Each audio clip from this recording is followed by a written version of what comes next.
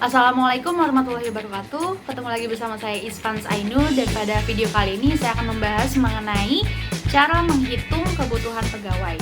Jangan lupa untuk disiapkan buku catatannya dan dicatat hal-hal yang penting. Selamat menonton dan selamat menyaksikan.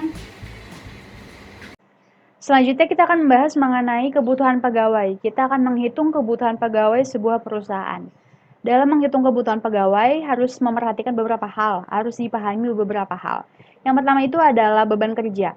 Beban kerja itu adalah sejumlah target pekerjaan atau target hasil yang harus dicapai. Biasanya beban kerja itu dipatokkan, misalkan dalam satu minggu nih kamu harus mengerjakan sekian lembar ketikan, atau dalam 5 hari kerja kamu harus bisa mengupload 5 jenis berita ke web, misalkan begitu. Itu ada dimaksud dengan beban kerja.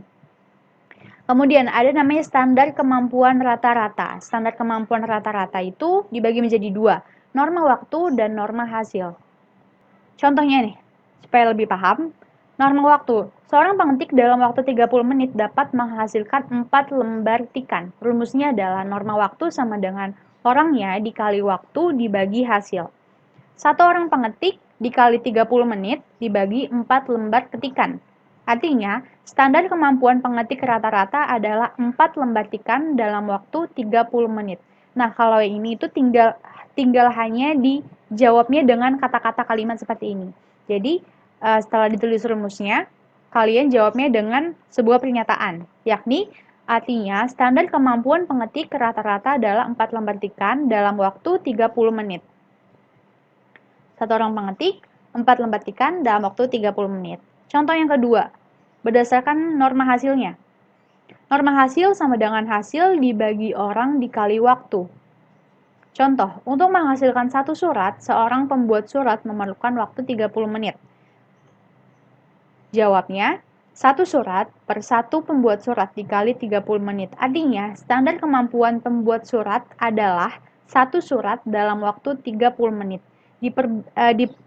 Diperhatikan baik-baik penggunaan kata-katanya di sini. Kita mengetahui mengenai waktu kerja efektif. Waktu kerja efektif itu ada dua, ada 5 hari kerja dan ada 6 hari kerja. Ada yang seminggu libur 2 hari dan ada yang seminggu liburnya hanya 1 hari saja. Dalam 1 tahun tetap perhitungannya itu 365 hari, tetapi kalau untuk 5 hari kerja, berarti yang dihitung, yang masuk perhitungan itu adalah hari Minggu dan hari Sabtu, hari libur lain, serta cuti tahunan. Sedangkan kalau 6 hari kerja, hari Sabtunya di-delete atau hari Sabtunya dihapus. Karena 6 hari kerja hanya ada 1 hari libur saja. Kalau untuk 5 hari kerja efektifnya berarti 365 hari dikurangi 130 hari, yakni 235 hari kerja efektif. Sedangkan 6 hari kerja, 365 hari dikurangi 78 hari, yakni 287 hari kerja efektif. Nah, ini adalah waktu kerja efektif. Waktu kerja efektif. Sama, terbagi menjadi dua juga, 5 hari kerja dan 6 hari kerja. Tetapi penjabarannya berbeda, yakni berdasarkan waktu jam kerjanya, jam kerja dalam satu minggunya. Untuk jam kerja efektif dalam satu minggu di 5 hari kerja adalah 25 jam per minggu. Dalam satu hari berarti 25 dibagi 5, yakni 5 jam per hari. Kalau untuk 6 hari kerja, satu minggunya adalah 25 jam per minggu juga, tetapi dalam satu harinya berarti 25 dibagi 6. Kenapa 6? Karena 6 hari kerja. Jadi dalam satu hari itu hanya 4 jam per hari, tetapi dia masuknya Senin sampai Sabtu, hanya satu libur saja. Kalau 5 hari kerja, 5 jam per hari, tetapi dalam seminggu masuknya itu hanya 5 hari, yakni Senin sampai Jumat. Nah, itu adalah waktu kerja efektif. Dalam metode penghitungan kebutuhan pegawai dibagi menjadi 3 metode, yakni beban kerja, jumlah jabatan struktural, dan juga analisis kecenderungan. Yang pertama adalah beban kerja, dengan metode beban kerja. Dalam metode beban kerja juga dibagi perhitungannya atas beberapa aspek. Yang pertama adalah berdasarkan aspek hasil kerjanya. Rumusnya adalah beban kerja dibagi standar kemampuan rata-rata dikali satu orang. Contohnya nih keterangannya. Jabatan dia adalah pengetik surat. Hasil kerjanya adalah hasil ketikan. Berarti beban kerjanya adalah 100 lembar hasil ketikan. Standar kemampuan rata-rata pengetik adalah 56 lembar per hari. Nah, ini adalah pernyataan yang diketahuinya dari soal, kemudian disuruh hitung jumlah kebutuhan pegawainya. Berarti 100 lembar dibagi 56 dikali 1 orang. Hasilnya adalah 1,8 karena orang, jadi dibulatkan ke atas. 8 dibulatkan ke atas menjadi 2 orang. Jadi jumlah kebutuhan pegawainya adalah 2 orang. Itu berdasarkan hasil kerja ya. Di sini tertera hasil kerja. Yang kedua adalah berdasarkan objek kerja. Kalau berdasarkan objek kerja, yang diketahui pasti juga objek kerjanya. Contoh, jabatannya adalah resepsionis. Objek kerjanya pasti tamu, kemudian beban kerjanya dia adalah 100 orang per hari, dan standar kemampuannya adalah 50 orang per hari. Hitung kebutuhan jabatan resepsionisnya. 100 orang tamu dibagi 50 orang tamu dikali 1 orang, yakni objek kerja dibagi standar kemampuan rata-rata dikali 1 orang, hasilnya adalah 2 orang. Jadi jumlah kebutuhan jabatan resepsionisnya adalah 2 orang. Di sini diketahui juga bahwa yang tertera adalah objek kerja, maka dihitungnya berdasarkan cara metode beban kerja dengan objek kerja. Yang ketiga adalah peralatan kerja. Peralatan kerja itu adalah peralatan yang digunakan dalam pelaksanaan pekerjaan. Rumusnya, peralatan kerja dibagi rasio penggunaan alat kerja dikali 1 orang. Contoh, satuan alat kerjanya adalah mobil dinas. Jabatan dia adalah driver atau pengemudi. Jumlah alatnya adalah 10 mobil dinas. Rasio penggunaannya 1 driver untuk 1 mobil dinas. Berarti jumlah kebutuhan pengemudinya itu berapa? Hitunglah. 10 mobil dinas dibagi 1 mobil dinas dikali 1 orang. Berarti 10 pengemudi. Berarti kita butuh 10 pengemudi untuk 10 mobil dinas. Kayak gitu. Itu berdasarkan beban kerja dengan peralatan kerja. Selanjutnya adalah tugas per tugas jabatan, yakni kita menghitung kebutuhan pegawai per jabatannya. Rumusnya adalah waktu penyelesaian tugas, jumlah waktu penyelesaian tugas dibagi waktu kerja efektif dikali 1 orang. Contohnya nih, di bagian administrasi umum. Uraian tugasnya kita sudah lihat ya di tabel bahwa misalnya ada 7 uraian tugas, beban kerjanya juga terlihat dari data-data yang diperoleh. SKR ini adalah standar kemampuan rata-ratanya, dan WPT-nya ini adalah waktu kerjanya ya. Waktu kerja efektif pegawai 5 jam, 300 menit. Jadi jumlah pegawai yang dibutuhkan untuk jabatan administrasi umum adalah sebagai berikut. Dihitung pakai rumus ini. Jumlah waktu penyelesaian tugas. Waktu penyelesaian tugas ini WPT. Waktu penyelesaian tugas adalah 1510 menit. Untuk 7 uraian tugas di bagian administrasi umum. Kita tulis ke sini ke rumus. Dibagi 300 menit. 300 menit adalah di sini keterangannya. Waktu kerja efektif pegawai adalah 5 jam. Berarti 300 menit. Karena di sini satuannya menit, berarti bawahnya juga harus menit ya. Dikali 1 orang sama dengan 5,03. Dibulatkan menjadi 5 orang. Jadi untuk jabatan administrasi umum itu jumlah pegawai yang dibutuhkan adalah 5 orang.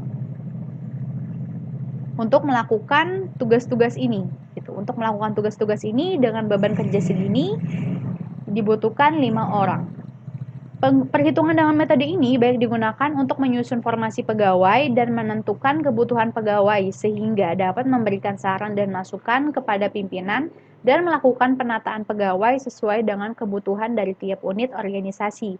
Karena di sini tuh dirinci lebih detail mengenai uraian tugasnya, beban kerjanya dari tugas itu apa, kemudian waktunya seberapa, kayak gitu.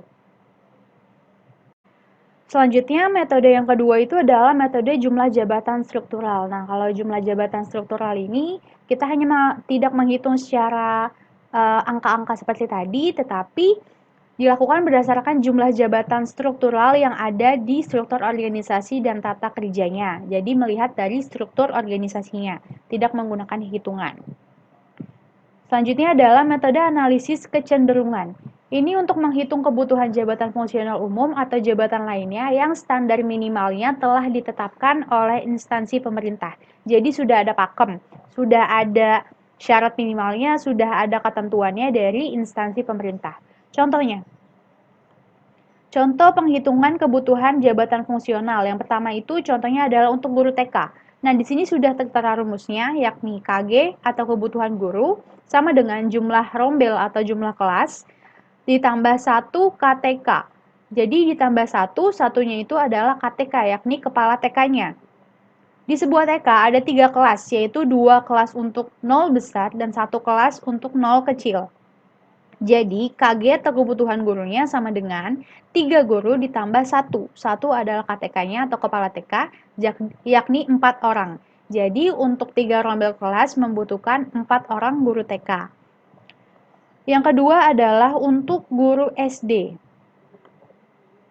Untuk guru SD, misalnya contoh, di sebuah SD terdapat 2 kelas 1, 2 kelas 2, 1 kelas 3, 1 kelas 4, 1 kelas 5, dan 1 kelas 6.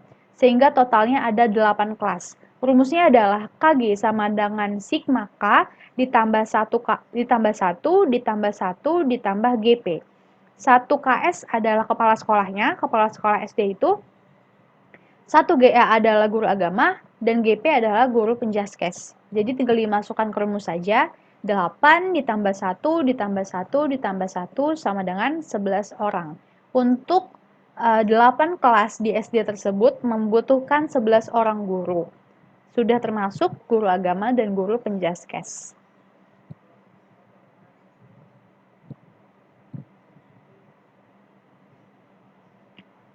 Untuk hitung-hitungan mengenai kebutuhan pegawai sudah selesai, dan sekarang kita masuk ke faktor penyusunan formasi.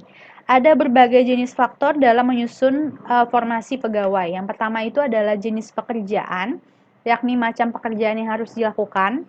Yang kedua adalah sifat pekerjaannya yang mempengaruhi penetapan formasi lainnya yang digunakan untuk melakukan atau melaksanakan pekerjaan itu.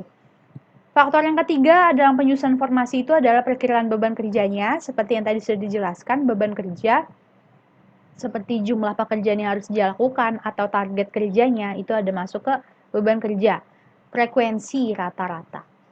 Yang keempat adalah prinsip pelaksanaan tugas.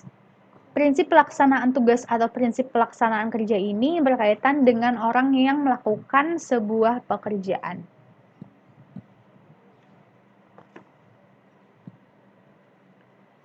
Faktor yang kelima adalah jenjang dan jumlah pangkat pekerjaan. Semakin tinggi jabatan, semakin terbatas jumlahnya, sehingga semakin terbatas pula PNS yang mencapai jabatan atau pangkat yang lebih tinggi.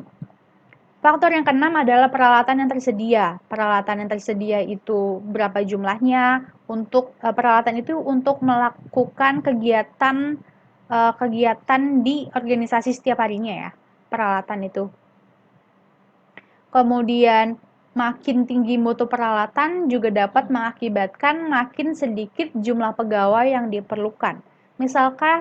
Misalnya peralatan itu semakin canggih atau peralatannya itu semakin banyak, itu bisa saja menurunkan jumlah dari pegawainya, frekuensi pegawainya, karena sudah bisa dihandle dari peralatan yang ada gitu. Nah, ini juga dijadikan salah satu problem karena bisa saja meningkatkan jumlah pengangguran yang ada di Indonesia karena semakin canggih teknologi zaman sekarang ini. Faktor yang ketujuh adalah kemampuan keuangan negara.